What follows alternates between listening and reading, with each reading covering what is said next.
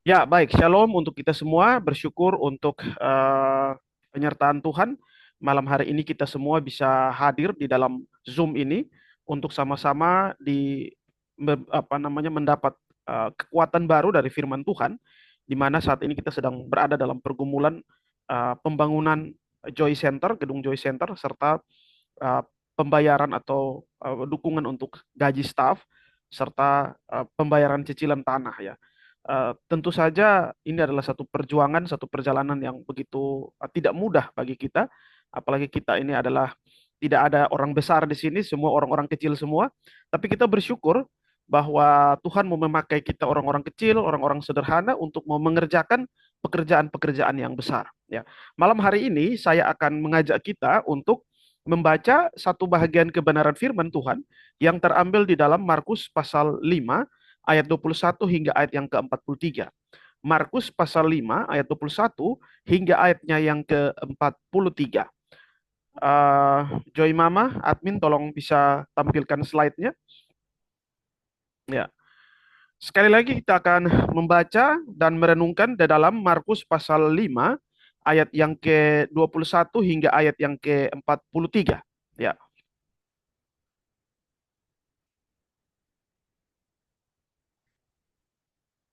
baik. Ya, kita akan membaca secara saya akan membacakannya saja ya. Markus pasal 5 ayat 21 hingga ayat yang ke-43.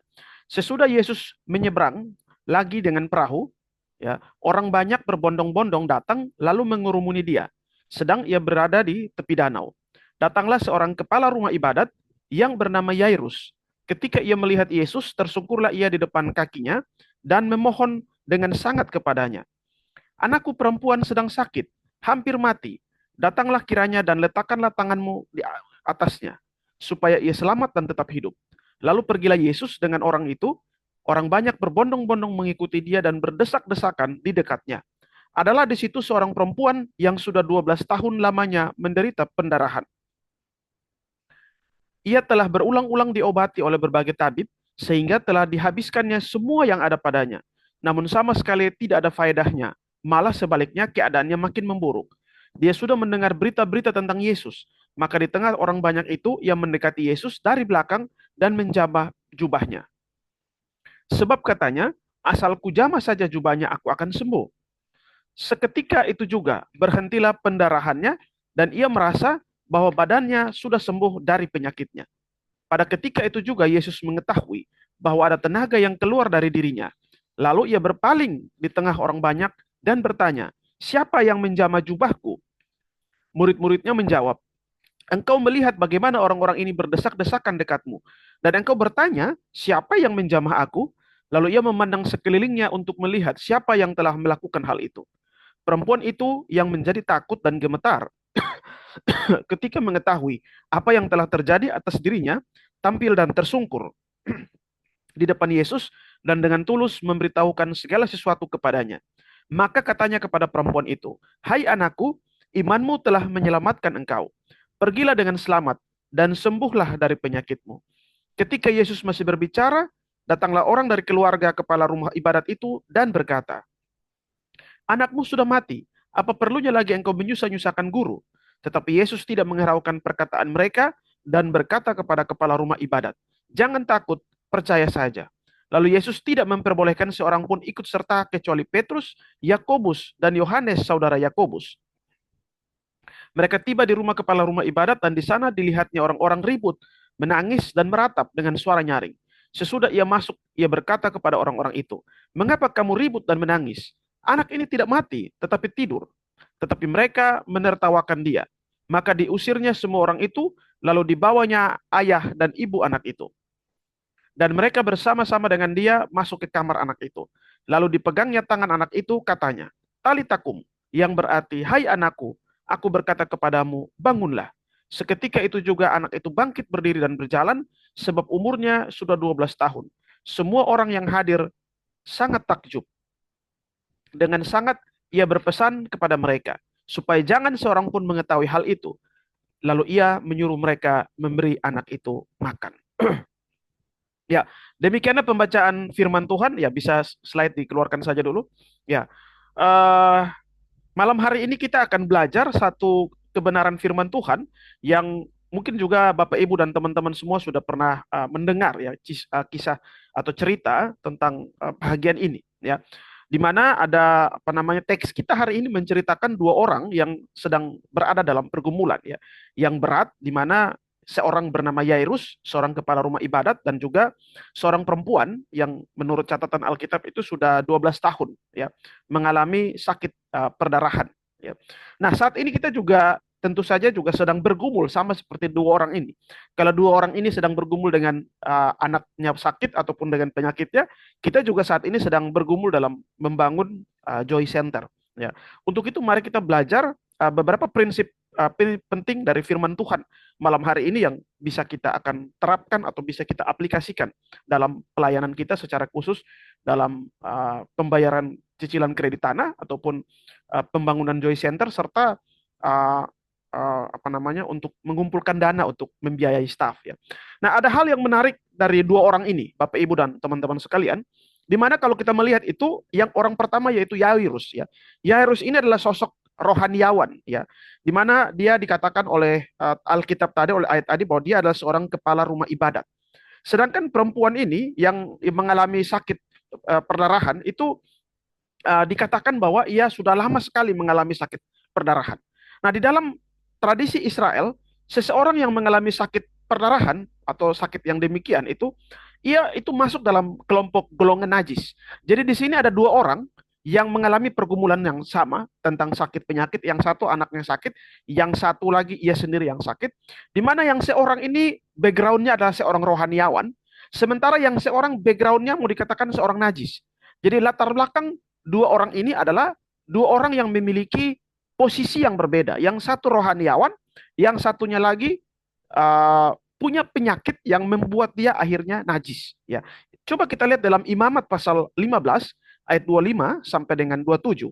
Di sana menggambarkan ada tradisi bahwa kalau seseorang mengeluarkan darah, ya itu bisa dikatakan dia sebagai seorang yang najis. Ya, coba bisa ditampilkan slide-nya. Imamat pasal 15 ayat 25 sampai 27 ya. Di sana dikatakan apabila seorang perempuan berhari-hari lamanya mengeluarkan lelehan, yakni lelehan darah yang bukan pada waktu cemar kainnya, atau apabila ia mengeluarkan lelehan lebih lama dari waktu cemar kainnya, maka selama lelehannya yang najis itu perempuan itu adalah seperti pada hari-hari cemar kainnya, yakni ia najis. Ya, setiap tempat tidur yang ditidurinya, selama ia mengeluarkan lelehan, haruslah baginya seperti tempat tidur pada waktu cemar kainnya. Dan setiap barang yang didukinya menjadi najis, sama seperti kenajisan cemar kainnya. Setiap orang yang kena kepada barang-barang itu menjadi najis. Dan ia harus mencuci pakaiannya, membasuh tubuhnya dengan air, dan ia menjadi najis sampai matahari terbenam. Ya, nah jadi kita melihat ada satu atau ada dua background ya, mungkin slide-nya bisa dimatikan kembali. Ada dua situasi ya, dua orang dengan dua situasi yang berbeda. Yang satu seorang rohaniawan ya, kepala rumah ibadat, tentu saja saleh orangnya. Yang satu gara-gara sakit yang ia derita itu menyebabkan dia najis ya, menyebabkan dia najis. Nah, tetapi dua orang ini sama-sama membutuhkan Tuhan ya. Entah dia orang najis, entah dia orang suci, dia orang rohaniawan, sama-sama keduanya butuh Tuhan Yesus. Karena mereka dalam situasi pergumulan yang berat. Ya, bahagian pertama atau pelajaran pertama yang bisa kita peroleh dari sini bahwa siapapun Anda, apapun latar belakang Anda, ya, entah pendeta, entah seorang pendosa, semuanya butuh Yesus, ya. Tidak ada yang tidak membutuhkan Yesus. Entah kadang-kadang kita merasa kita sudah baik, ya. Oh, sudah saya cukup baik, tidak perlu saya berdoa, tidak perlu saya baca firman Tuhan juga saya baik-baik saja, ya. Tetapi bahagian ini mau menggambarkan, mau memberikan kita bahwa siapapun Anda, apapun latar belakang kita butuh Yesus.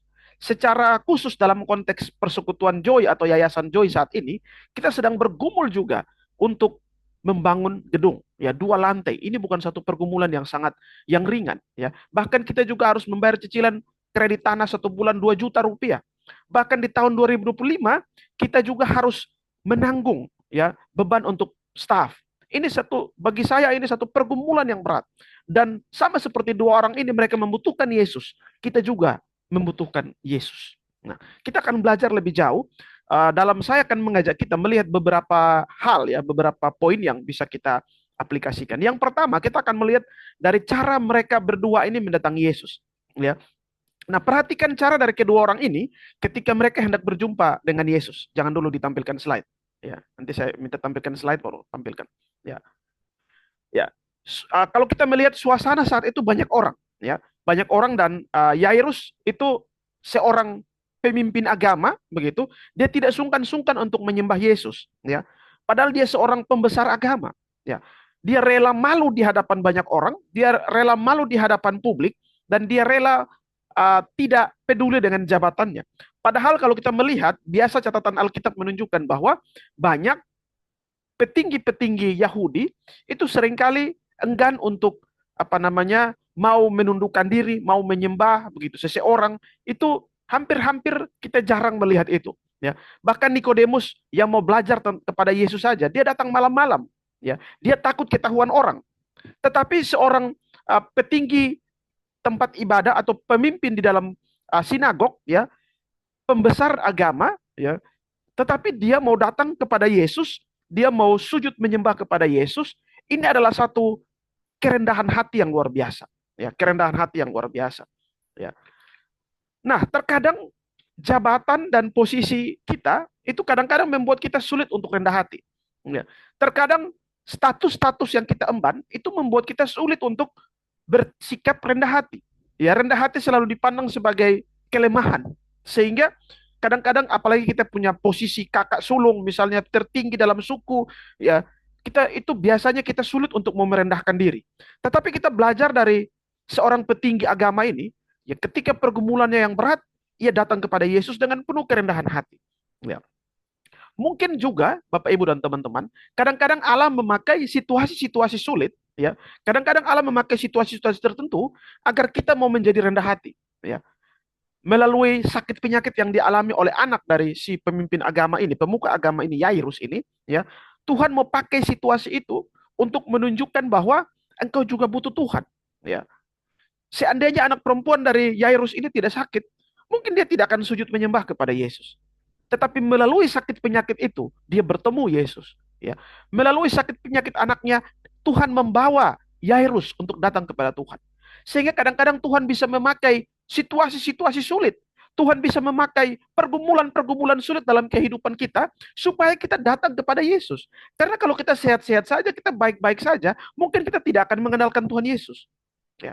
Dan saat ini juga kita juga mengalami pergumulan yang cukup berat. Ya. Dan kita tidak bisa mengandalkan siapapun kecuali hanya mengandalkan Tuhan Yesus. Ya. Dalam proses pembangunan gedung Joy Center, membayar gaji staf, membayar cicilan, kita tidak bisa mengandalkan kekuatan kita semata. Di antara kita siapa yang pejabat besar? Tidak ada. Ya. Bahkan mayoritas kita ini bukan PNS. Ya. Ada di antara teman-teman kita yang setia mendukung, yang backgroundnya orang-orang biasa-biasa saja. Ya. Sehingga saat ini kita butuh Tuhan. Ya, kita tidak bisa mengandalkan kekuatan kita. Kita butuh tangan Tuhan yang besar itu, tangan Tuhan yang dahsyat itu, tangan Tuhan yang maha kaya itu untuk memberkati kita dan memampukan kita untuk memikul tanggung jawab yang sangat besar. Sebulan paling tidak kita harus punya dana paling tidak 4,5 juta sampai 5 juta rupiah. Ini bukan satu dana yang kecil, ya. Ini bukan satu dana yang mudah untuk kita peroleh, tapi kita percaya di dalam tangan Tuhan yang dahsyat itu, Tuhan akan memampukan kita. Ya. Nah, di sisi lain, kalau tadi si Yairus itu datang, dia meninggalkan jabatannya, kemudian dia rela untuk menyembah Yesus. Ya. Di sisi lain, perempuan ini datang dengan diam-diam. Ya. Memang wajar sikap diam-diamnya, karena dia tahu, dia sadar diri, kondisinya yang najis. Ya. Sehingga ia secara diam-diam mendatangi Yesus. Ya. Beriman di dalam diam. Kira-kira kita bisa menyimpulkan apa yang dirasakan atau apa yang dialami oleh si perempuan ini. Dia beriman di dalam diam. Dia tidak mau kasih tahu kepada Tuhan Yesus. Ya. Ada orang-orang yang bisa saja mungkin bisa mengekspresikan emosinya, sama seperti apa namanya Yairus. Dia datang kepada Tuhan, dia tidak peduli orang banyak, dia sujud menyembah. Tetapi ada orang yang Mungkin ada rasa bersalah yang begitu dalam, ya. Dia sampai-sampai tidak mampu untuk bicara dengan Tuhan. Dia sampai-sampai tidak mampu untuk cerita dengan Tuhan. Dan perempuan ini adalah gambaran dari orang-orang seperti itu, ya. Dia punya satu kelemahan yang kenajisan, ya. Dia mau omong kepada Tuhan, dia takut, ya. Tapi dia tahu, dia pernah dengar-dengar bahwa oh, asalku jama jubahnya, ya, orang lain menjama jubahnya pasti sembuh, ya. Dan itu yang dialami, ya. Ada orang yang bisa mengekspresikan perasaannya secara terbuka seperti Yairus ini, tapi ada lagi yang merasa sangat tidak layak, ya, sehingga dia mendatangi Tuhan secara diam-diam, ya. Mungkin juga teman-teman di antara kita, Bapak Ibu sekalian, kita juga punya pergumulan-pergumulan yang juga cukup berat, ya. Mari datang kepada Tuhan. Tidak perlu cerita kepada orang lain, cukup Anda sendiri bersama Tuhan, berdua bersama Tuhan, ya. Karena bukan persoalan kepada siapa Anda berdoa bersama, tapi persoalan Anda dengan Tuhan. Ya, tidak perlu Anda mencari hamba-hamba Tuhan. Mungkin Anda malu untuk menceritakan pergumulan Anda, cukup Anda datang kepada Tuhan secara diam-diam. Ya, perempuan ini datang kepada Tuhan, beriman di dalam diam. Ya, dalam kenajisan, biasanya orang itu semakin menjauh dari orang lain, semakin menjauh dari Allah, semakin menutup diri. Tetapi perempuan ini mau datang kepada Tuhan. Ya, saya pernah juga menyampaikan atau mengajak seseorang, terus dia bilang, saya tidak siap ini, saya masih berdosa ini, saya masih begini, begitu. Saya tidak siap untuk datang kepada Tuhan. Ya, firman Tuhan ini mau mengatakan kepada kita bahwa sebesar apapun dosa kita, jangan itu kemudian membuat kita enggan datang kepada Tuhan. Perempuan ini walaupun dia dalam kenajisan, itu tidak menghalangi, justru dia tahu bahwa hanya Tuhan yang mampu untuk melepaskan dia. Dan di dalam situasi itu dia datang kepada Tuhan di dalam diam. Ya, walaupun dia tahu sadar diri dia najis, tapi itu dia tetap punya keberanian. Dia tidak menyerah. Dia datang dan menyentuh Tuhan Yesus.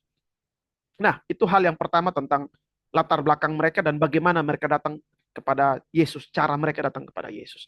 Hal yang kedua, kita akan melihat juga tentang uh, konsep mereka tentang cara Tuhan Yesus akan menyembuhkan.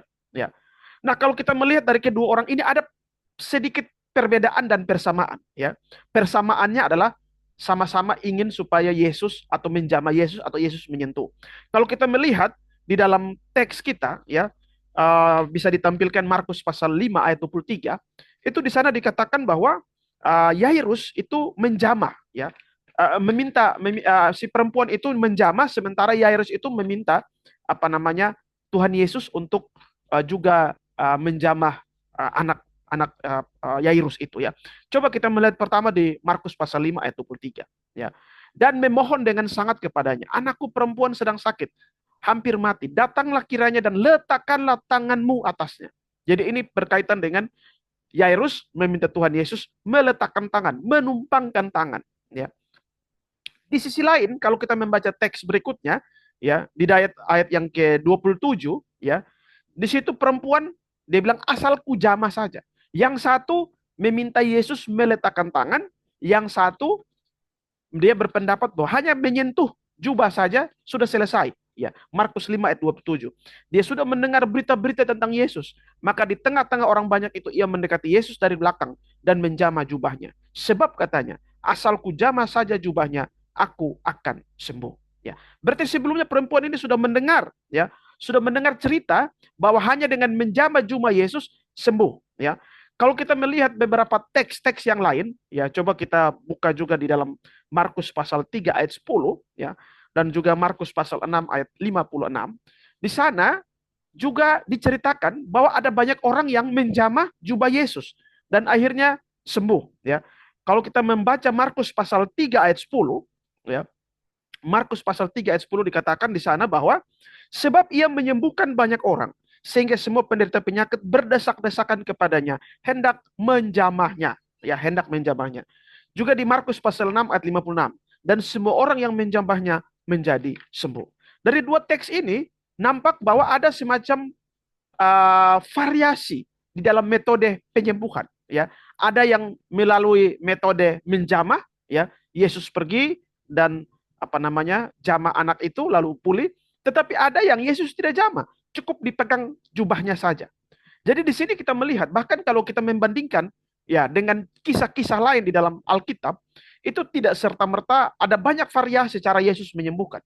Bahkan ada yang sembuhnya dari jauh tanpa Yesus pergi, ya. Kalau tidak salah seorang perwira Kapernaum kalau tidak salah, ya. Ada juga yang Yesus oles pakai ludahnya, membuang ludah, kemudian oles-oles tanah begitu dan kemudian digosok. Ada yang Yesus cuma berkata saja.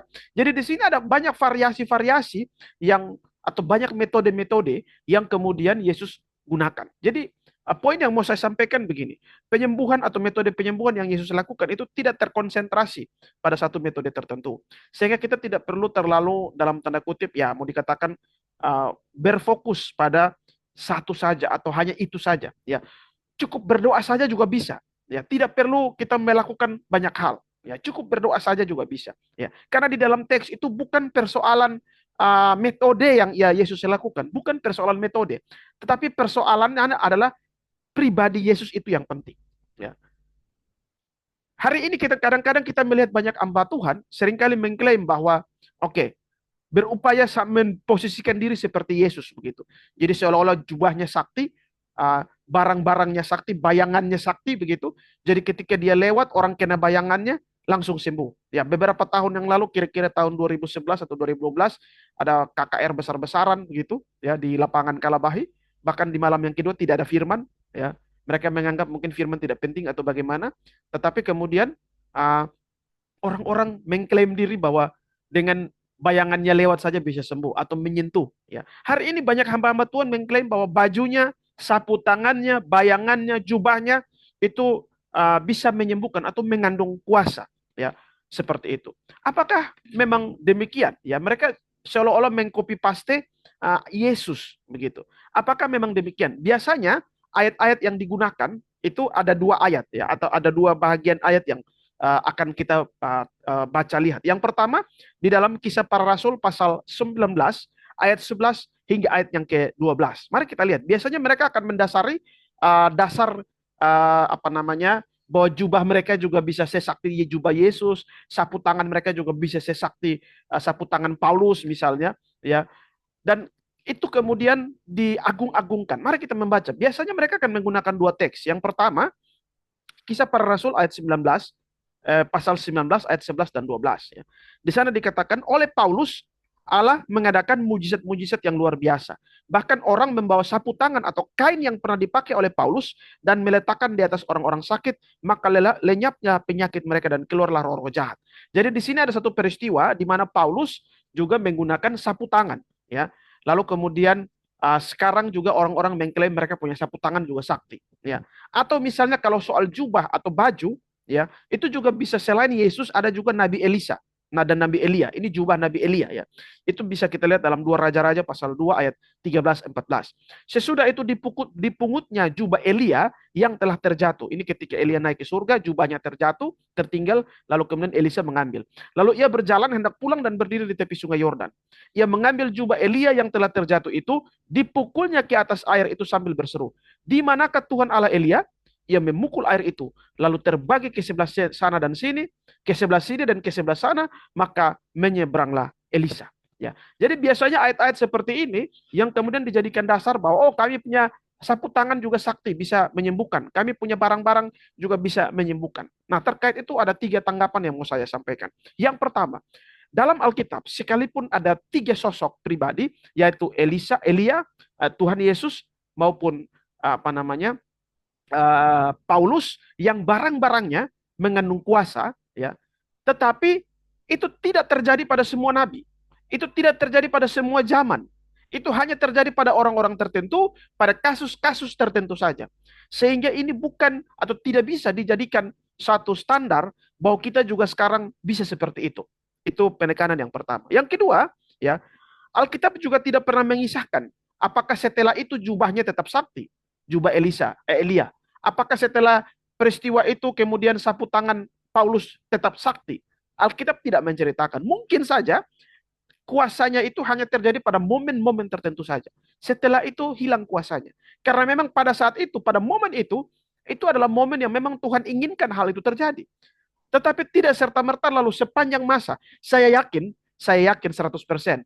Kalau sapu tangan Paulus itu masih mengandung kuasa, pasti akan tersimpan sampai bertahun-tahun. Bahkan mungkin ada tulisan catatan sejarahnya, ya. Tetapi itu tidak ada, ya, tidak ada. Ya. Artinya mungkin saja kuasanya hanya terjadi pada waktu tertentu. Setelah itu hilang. Kuasa itu tidak bertahan lama. Jadi memang sesuatu barang-barang itu berkuasa hanya pada momen-momen tertentu saja. Kecuali memang dalam pribadi Yesus Kristus. Ya. Bahagian yang ketiga atau tanggapan yang ketiga terkait dengan peristiwa ini adalah bahagian-bahagian yang deskriptif. Ya, bahagian-bahagian yang deskriptif atau menggambarkan suatu peristiwa. Dan ini bukan suatu ajaran. Ya, ini bukan suatu ajaran. Di dalam kita melihat catatan Alkitab, kita harus membedakan mana ajaran, mana kisah sejarah. Misalnya begini, Yesus dibaptis di Sungai Yordan. Apakah lalu kemudian kita semua harus dibaptis di Sungai Yordan? Ya tidak. Ya, itu satu peristiwa penggambaran sejarah. Seorang perempuan menjamah jubah Yesus sembuh. Apakah lalu lantas kemudian kita juga orang jamah jubah kita bisa sembuh? Ya tidak. Itu peristiwa sejarah. Ya, itu bukan satu ajaran kepada kita bahwa kita punya jubah juga bisa mengandung kuasa. Tidak. Ya. Nah, sekarang kita akan lanjut lagi. Berbicara soal menyentuh jubah Yesus. Kalau kita melihat tadi di catatan Alkitab, ada banyak orang yang berdesak-desakan. Ya, berdesak-desakan bersama untuk menyentuh Yesus. Namun mereka tidak memperoleh apa-apa sebab mereka tidak menyentuh dalam iman. Ya. Coba kita melihat di dalam Markus pasal 5 ayat 31. Di sana dikatakan bahwa murid-muridnya itu menyampaikan kepada Yesus ya. Bagaimana orang-orang ini berdesak-desakan denganmu dan engkau bertanya siapa yang menjamah aku. Jadi ada banyak orang yang ternyata berdesak-desakan dan kemungkinan akan menyentuh Yesus ya. Tetapi mereka tidak punya kuasa, tidak mengalami kuasa Tuhan. Hanya si perempuan najis ini yang dia ketika menyentuh Yesus, dia merasakan ada kuasa yang mengalir. Dan Yesus juga merasakan ada kuasa yang keluar dari dirinya. Sehingga di sini kita mau belajar apa teman-teman dan Bapak Ibu sekalian? Bahwa hanya mereka yang datang kepada Yesus dengan iman saja yang akan mengalami transformasi dari Tuhan. Hanya mereka yang datang kepada Yesus dengan iman percaya saja yang akan mengalami kuasa Tuhan. Hanya mereka yang mengandalkan bersandar pada iman kepada Yesus. Engkau datang kepada Tuhan tanpa iman tidak bisa, ya. Engkau tidak akan mengalami kuasa Tuhan. Hanya mereka yang datang dengan iman sejati itulah yang akan merasakan kuasa Tuhan. Dan saya percaya bahwa ketika apapun pergumulan kita yang sakit, kita yang mengalami pergumulan-pergumulan hidup, ketika kita datang kepada Tuhan dengan iman, kita akan merasakan kuasa Allah. Ya. Nah, tentu saja dalam perjalanan mereka berjumpa dengan Tuhan Yesus, itu ada banyak sekali tantangan. Ya. Walaupun dalam kisah ini mereka berhasil pulih, mereka berhasil sembuh, tetapi tantangan yang mereka hadapi juga bukan sedikit. Bagi Yairus, ini seorang penting, sangat sih ya dia juga pembesar ya. Ini tantangan bagaimana dia menahan egonya. Ya, di satu sisi Tuhan Yesus juga orang penting, semua orang ada butuh dia, ya. Jangan sampai Yairus pergi dan akhirnya Yesus menolak. Ya. Perempuan ini juga sama menghadapi tantangan, ya. Dia seorang najis. Ketika dia menyentuh Yesus, bisa saja jangan sampai dalam pemikirannya jangan sampai Yesus ikut najis, ya. Karena memang tradisi begitu, apapun yang disentuh perempuan ini akan najis. Ya. Wanita tersebut juga khawatir, bisa saja ia mengambil kuasa Yesus dengan diam-diam atau dia mencuri, ya, mencuri kuasa Yesus secara diam-diam. Jadi ada tantangan-tantangan yang dihadapi, ya. Bisa saja dia takut bahwa penyakit yang dideritanya jangan sampai juga menular. Jadi ini tantangan-tantangan yang dihadapi, ya. Tetapi kita melihat di sini bahwa sekalipun ada tantangan, ya, kedua orang ini betul-betul datang dengan berserah kepada Yesus. Ya, tentu saja dalam pergumulan kita membangun gedung, pergumulan kita membayar cicilan kredit, bersyukur kita sudah 1 tahun, ya. Masih ada perjalanan 5 tahun lagi, ya. Setiap bulan 2 juta rupiah. Ini pergumulan yang tidak mudah bagi kita. Tapi saya percaya bahwa ketika kita datang kepada Tuhan dengan iman, sama seperti dua orang ini datang kepada Tuhan dengan iman, Tuhan pasti akan menuntun kita. Ya. Ada banyak kondisi-kondisi yang kadang membuat kita menjadi meragukan, ya, ragu untuk datang kepada Tuhan. Ada situasi-situasi tertentu yang mungkin membuat kita enggan. Kita datang kepada Tuhan juga percuma saja, ya. Tapi dua orang ini dengan sikap tidak menyerah mereka memberikan kita satu pelajaran iman yang berarti bahwa apapun situasi pergumulan kita, datanglah kepada Tuhan. Ya. Sekarang kita akan melihat respon Tuhan Yesus apa. Ya. Ketika perempuan itu menyentuh Yesus, ya, memang terjadi kesembuhan.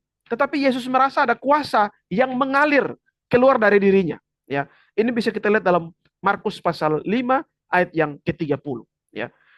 Pada ketika itu juga Yesus mengetahui bahwa ada tenaga yang keluar dari dirinya. Lalu ia berpaling di tengah orang banyak dan bertanya, siapa yang menjamah jubahku? Ya, Markus 5 ayat 30. Ya. Nah, tampaknya di sini Yesus ingin agar perempuan ini mengaku. Ya, kalau kita mau lihat di sini kan ketika Yesus merasa ada kuasa yang keluar dari dalam dirinya, dia lalu balik tanya, kira-kira siapa yang ada sentuh saya? Begitu. Kenapa Yesus bertanya seperti itu? Yesus bukan bisa saja sudahlah sampai kuasa biar sudah disuruh rasakan jadi sudah. Tetapi tiba-tiba Yesus kemudian berhenti dan dia bertanya kepada kerumunan apa namanya orang-orang, siapa yang menjamah jubahku? Ya, siapa yang menjamah jubahku? Ini kenapa Yesus berhenti bertanya? Dia berhenti dan dia menanyakan kepada orang-orang. Artinya Yesus ingin agar perempuan ini mengaku. Ya, Yesus ingin agar perempuan ini mengaku. Jangan mengambil mencuri kuasa Tuhan, kira-kira begitulah. Ya. Tetapi kenapa Yesus ingin dia mengaku? Mengapa Yesus tidak membiarkan perempuan itu pergi saja? Ya, bisa slide dikeluarkan saja. Mengapa Yesus tidak apa namanya membiarkan perempuan ini pergi saja? Tetapi dia butuh pengakuan, ya, butuh pengakuan. Ya. Dan ketika dia bertanya begitu, kalau kita melihat di ayat 33, perempuan itu menjadi takut dan gemetar. Ya, perempuan itu lagu takut dan gemetar, dan dia tampil dan tersungkur di depan Yesus. Ya, akhirnya dia memberitahukan segala sesuatu kepadanya. Perhatikan bahwa ketika dia tersungkur, itu orangnya banyak sekali dan dia mengaku saya orangnya, ya, saya pelakunya. Ya. Nah, kenapa Yesus membutuhkan pengakuan perempuan ini? Kenapa Yesus mau orang yang tadi mencuri kekuasaan atau kuasa Yesus itu mengaku? Saya mau sharingkan 3 hal penting. Yang pertama, Yesus mau perempuan ini bukan hanya mengejar kesembuhan saja. Perhatikan di sini. Yesus mau perempuan ini bukan hanya mau mengejar kesembuhan. Setelah lu sembuh lu jalan. Ya. Tetapi Yesus mau dia berjumpa dengan Yesus. Inilah poin pentingnya. Kenapa Yesus langsung kaget? Siapa yang tadi ambil menyentuh saya? Ya. Jangan sampai dia sudah sembuh, dia kabur begitu saja diam-diam. Ya, banyak orang hari ini hanya mau berkat Tuhan saja. Ketika datang kepada Tuhan, sudah dapat apa yang dia peroleh, lari ke setinggal Tuhan diam-diam. Ya, dia tidak peduli lagi dengan Tuhan. Ya. Tetapi Yesus berhenti, dia mengatakan, siapa di antara kamu yang barusan menyentuh saya? Kan ada kuasa yang keluar dari diri saya. Perempuan itu datang tersungkur dan dia mengaku di hadapan Tuhan, saya orang. Kenapa Yesus mau supaya perempuan itu harus mengaku? Yang pertama, ini poin yang sangat penting. Supaya perempuan ini jangan hanya mengejar kesembuhan secara jasmani, tetapi bertemu dengan Kristus sang penyembuh itu. Ya. Hari ini banyak orang yang mencari Yesus hanya untuk mengejar kesembuhan, setelah itu kabur. Tapi Yesus tidak suka dengan orang-orang seperti itu. Yesus mau engkau tidak saja merasakan kesembuhan, tapi engkau bertemu dengan sang penyembuh itu. Itu poin yang pertama. Yang kedua, Yesus mau perempuan ini tidak saja disembuhkan secara jasmani, teman-teman. Tetapi Yesus mau dia juga disembuhkan secara rohani. Mari kita buka Markus pasal 5 ayat 34. Ya. Mari kita membaca bersama-sama Markus pasal 5 ayat yang ke-34. Ya.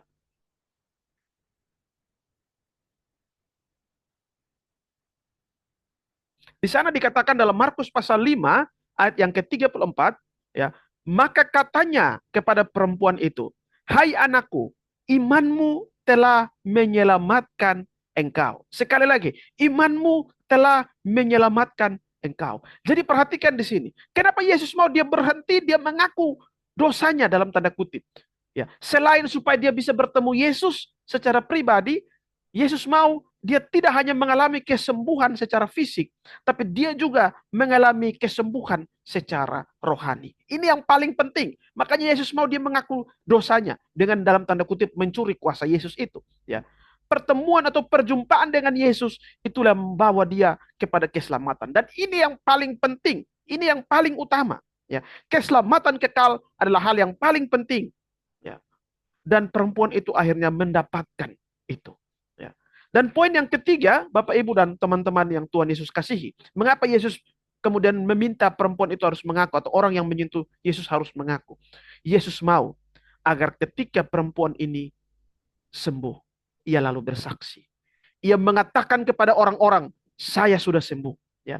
Makanya di depan itu kemudian dia tersungkur dan dia bercerita, saya orangnya. Dia mengatakan kepada Yesus, saya orangnya. Ya. Dan saya sudah sembuh. Dan semua orang di situ akhirnya memperhatikan dia. Ketika perempuan itu mengaku kesalahan dan dia menceritakan tentang pemulihannya, ya. Dan orang melihat kesaksian iman. Yesus ingin agar setiap orang Kristen harus bersaksi tentang perbuatan-perbuatan Tuhan. Jangan engkau sudah sembuh, engkau diam-diam pulang, engkau diam-diam jalan. Ya, anugerah keselamatan dan berkat Tuhan bukan untuk kita nikmati sendiri, tetapi untuk dibagikan. Itu bukan untuk disembunyikan, tetapi untuk dibagikan. Ya. Karena anugerah keselamatan itu untuk dibagikan itulah. Makanya kita merekrut staff supaya lebih lagi berita Injil diberitakan. Dan ada orang yang full time khusus untuk melayani di persekutuan kita. Kenapa kita harus bangun gedung? Supaya ada gedung yang besar representatif. Supaya membawa orang datang mendengar Injil. Dan orang semakin banyak orang mendengar Injil. Bukankah rumah kita yang rumah saat ini kita sudah hampir-hampir duduk sampai di luar. Ya. Sehingga di sini kita belajar bahwa ketika perempuan ini datang, ya, dia berniat hanya untuk kesembuhan jasmani, tapi Tuhan mengubah dirinya.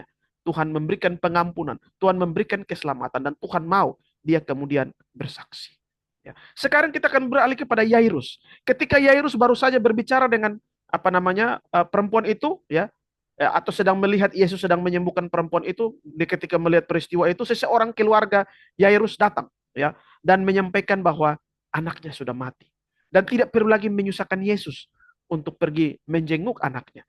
Ya, di sana dikatakan dalam ayat 35, anakmu sudah mati, apa perlunya lagi engkau menyusahkan guru?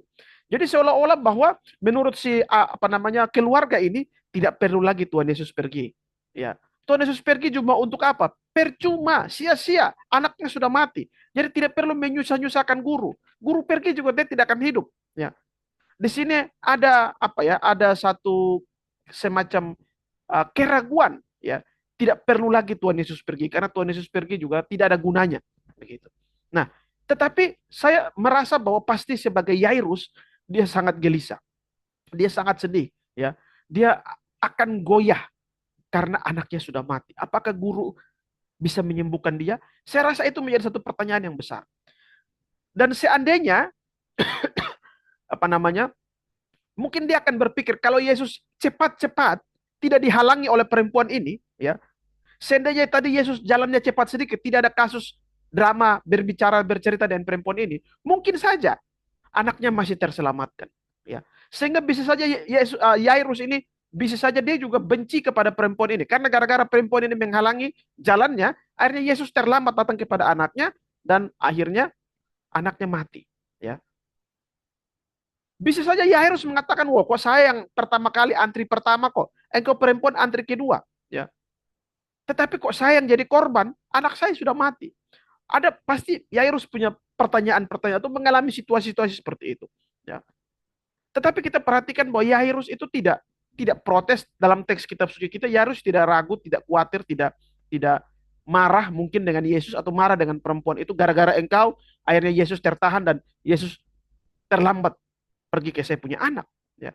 Nah, Bapak Ibu dan teman-teman yang Tuhan Yesus kasihi, ya, mungkin saja tujuan utama Yesus berhenti sejenak dan berbicara dengan perempuan ini bukan semata-mata untuk kesembuhan perempuan ini, tetapi untuk menunjukkan kepada Yairus bahwa iman akan menyelamatkan. Ya. Saya percaya Tuhan Yesus sengaja singgah, sengaja diam sebentar dan berbicara dengan perempuan ini dan menunjukkan perempuan ini kesembuhan, memberikan perempuan ini kesembuhan supaya Yairus bisa melihat itu dan Yairus semakin yakin. Sehingga ketika anaknya mati pun Yairus tidak kehilangan pengharapan. Ya, karena Yairus baru saja lihat di depan mata dia. Jadi perjumpaan Yesus dengan perempuan ini bukan saja bermanfaat rohani kepada perempuan ini, tapi juga bermanfaat rohani kepada Yairusnya. Ya, Yairus semakin diteguhkan bahwa Yesus sanggup untuk melakukan. Ya, Yesus pasti tahu bahwa sebentar lagi anaknya Yairus akan mati. Saya yakin pasti Yesus tahu. Ya, ya. Tetapi Yesus mau menunjukkan sesuatu kepada Yairus. Ya. Apakah kamu percaya atau tidak? Sehingga momentum ini bukan hanya berharga bagi perempuan itu, tapi juga berharga untuk meneguhkan iman Yairus, bahwa iman sanggup menyelamatkan. Ya. Di sisi lain kita harus salut dengan Yairus. Ya. Dia tidak mengurung Yesus untuk kepentingan dirinya sendiri. Dia rela berbagi waktu dengan orang lain. Ya. Padahal dia sudah antri di nomor pertama, tapi dia rela untuk membiarkan orang lain sembuh. Ya. Dia mungkin juga sakit hati dalam tanda kutip. Loh, lu datang kedua, tapi lu bisa sembuh. Saya sudah antri pertama, saya pun anak mati. Ya. Kadang-kadang kita juga begitu dalam kehidupan kita. Mungkin kita sudah bertahun-tahun ikut Tuhan, ya, tetapi penyakit-penyakit kita tidak sembuh-sembuh. Pergumulan-pergumulan kita tidak kelar-kelar. Tapi ada orang yang hari ini baru bertobat, dia datang kepada Tuhan, dia langsung sembuh. Kadang-kadang kita juga bisa protes kepada Tuhan. Loh, saya ini kan dari dulu ikut Tuhan. Kenapa kok pergumulan saya tidak terjawab-terjawab? Nah, dia yang baru datang ini hari, ya, tetapi dia bisa terjawab oleh Tuhan. Tetapi kita belajar kerendahan hati dari Yairus. Ya. Dia mau menerima situasi yang ada. Dia tetap berpengharapan, dia tidak menyalahkan siapa-siapa. Ya. Dari sini kita belajar bahwa segala sesuatu ada waktunya. Ada waktu di mana Tuhan akan memulihkan kita. Kalau sekarang belum saatnya, tunggu saatnya. Tidak perlu terburu-buru. Ya, jangan iri hati kalau orang lain diberkati. Jangan iri hati kalau orang lain merasakan berkat Tuhan terlebih dahulu. Padahal kita mungkin lebih awal ikut Tuhan. Yairus antrian nomor satu. Tetapi yang merasakan berkat Tuhan kesembuhan bukan Yairus, tapi si perempuan ini. Kadang-kadang mungkin kita kecewa pada Tuhan. Kenapa kita sudah lebih dulu, tapi orang lain yang merasakan lebih dulu. Ya. Mari kita menunggu waktu kita, karena waktu kita pasti ada disediakan oleh Tuhan. Ya, kita kembali kepada keluarga pembawa pesan tadi yang datang. Ya. Keluarga ini merasa bahwa Yesus sepertinya tidak perlu datang, sebab anaknya sudah mati. Ya. Apalagi yang mau dibuat oleh Yesus. Ya. Memang situasi saat ini sudah seolah-olah sudah tidak membutuhkan Yesus karena sudah mati. Orang ini menganggap bahwa Yesus tidak berguna lagi secara logis dan tidak mungkin lagi bisa membangkitkan orang mati. Kadang-kadang juga kita juga berpikir bahwa ini tidak mungkin kita kerjakan. Bangun gedung 2 lantai, saya ketika tanya-tanya ini biayanya 1 miliar. Wah, ini kita mau cari uang di mana 1 miliar? Kita persembahan ibadah GM saja 1 minggu hanya 30, 40, 50 ribu. Ya, bagaimana mungkin kita mau bangun ini gedung yang harga 1 miliar? Ya, kita merasa bahwa ini tidak mungkin. Apalagi sekarang kita harus dibebankan dengan 1 bulan 5 juta. Ya, 1 bulan 5 juta teman-teman. Atau 4 juta lebih lah. Karena 2 juta untuk cicilan kredit, 1 juta sekian untuk bayar staff, 2 juta, 1 juta sekian lagi untuk pembangunan. Dari mana kita bisa dapat uang segini banyak? 4 sampai 5 juta. Ya, rasa-rasanya tidak mungkin. Ya. Terkadang situasi menyebabkan kita kehilangan pengharapan dan menganggap bahwa Tuhan mungkin pun tidak dapat menolong kita. Tapi kita percaya bahwa Tuhan sanggup. Ya. Mendengar hal itu, Yesus langsung menguatkan Yairus. Jangan takut, percaya saja. Ya, ini luar biasa. Yesus tahu bahwa Yairus berada dalam satu pergumulan yang berat, persimpangan jalan, dia masih mau percaya atau tidak. Ya. Seandainya tidak ada momentum sebelumnya, ya, di mana Yesus menyembuhkan perempuan perdarahan tadi, mungkin Yairus sulit untuk percaya. Tapi ketika ada peristiwa yang meneguhkan iman Yairus tetap ada. Yesus lalu pergi ke rumah Yairus dan di sana terjadi kesembuhan. Yesus meminta orang-orang untuk mengosongkan ruangan. Ya. Dan kalau kita melihat di ayat 41-42, Yesus memegang anak itu dan membangkitkan anak itu. Nah, Bapak Ibu dan teman-teman semua yang Tuhan Yesus kasihi, kenapa ketika anak itu bangkit, ya Yesus memerintahkan untuk kasih dia makan? Karena memang untuk membuktikan bahwa roh itu tidak mungkin kalau roh memang dia itu hanya roh, pasti dia tidak bisa makan. Ya, tapi kalau dia betul-betul manusia, makanya dia bisa makan. Ya. Yesus pernah melakukan setelah ia bangkit, ia menampakkan diri kepada murid-muridnya. Ketika itu ada yang masih meragukan, lalu Tuhan Yesus bilang, kamu ikan tuh beratang, saya makan. Ya. Jadi di sini Yesus mau memastikan bahwa kebangkitan anak itu adalah satu kepastian. Ya. Nah, menariknya setelah peristiwa besar itu terjadi, setelah kebangkitan anak itu terjadi, kita kalau melihat di dalam Markus pasal 5 ayat 43, ya, di sana dikatakan dengan sangat ia berpesan kepada mereka, jangan seorang pun mengetahui hal ini. Ini menarik Bapak Ibu dan teman-teman sekalian. Kalau kita melihat catatan dari Markus pasal 5 ayat 43, ya. Markus pasal 5 ayat 43, di sana dikatakan Yesus meminta dengan sangat, ya. Dia memohon di Markus 5 ayat 43, ya, ya. Dia memohon supaya jangan seorang pun mengetahui hal itu. Nah, ini menarik karena bukankah sebelumnya dia menginginkan perempuan itu mengaku di depan publik, ya. Dia menginginkan perempuan itu berbagi cerita kesembuhan yang ia alami, ya, kepada orang-orang di sekitar. Tapi kali ini Yesus tidak mengizinkan, jangan cerita kepada orang-orang lain. Nah, ini ada satu situasi yang membingungkan kita. Kenapa di sisi yang kesembuhan yang pertama Yesus mengatakan ceritakan, ya, di depan umum, yang satu Yesus bilang jangan ceritakan di depan umum. Mari kita membaca quote dari David Garland. David Garland mengatakan begini, ya. Perintah untuk menjaga kerahasiaan mengungkapkan bahwa Yesus tidak tertarik untuk mengubah cemoohan menjadi sorak-sorai. Dia secara konsisten menghindari publisitas dan sekarang hanya menanggapi mereka yang beriman. Seseorang tidak dapat sepenuhnya memahami kuasa Allah yang memberi kehidupan sampai setelah kebangkitan Yesus. Maksudnya apa Bapak Ibu dan teman-teman sekalian? Maksudnya untuk apa menceritakan tentang kehebatan Yesus di hadapan orang-orang yang mencelanya? Tidak ada gunanya, ya. Tidak ada gunanya menceritakan kehebatan Yesus di depan orang-orang yang mencela Yesus. Karena bisa saja mereka akan menciptakan cerita-cerita bohong, ya. Mereka akan membuat tudingan-tudingan bohong. Katakanlah misalnya tentang cerita kebangkitan Yesus, ya. Akhirnya kan apa yang terjadi? Orang-orang Yahudi, orang-orang itu kan menceritakan cerita-cerita bohong.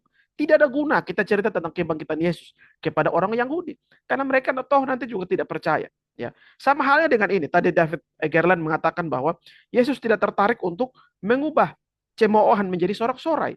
Ya, dia secara konsisten menghindari publisitas. Ya, dan sekarang hanya menanggapi mereka yang beriman. Ya, makanya tadi Gerland juga kalimat yang seharusnya dia bilang, seorang tidak dapat sepenuhnya memahami kuasa Allah yang memberi kehidupan sampai setelah kebangkitan Yesus. Jadi di sini Yesus tidak mau supaya orang menceritakan kepada orang-orang yang mencemooh dia. Ya, karena sia-sia saja, mereka tidak akan percaya, tidak ada gunanya. Ya.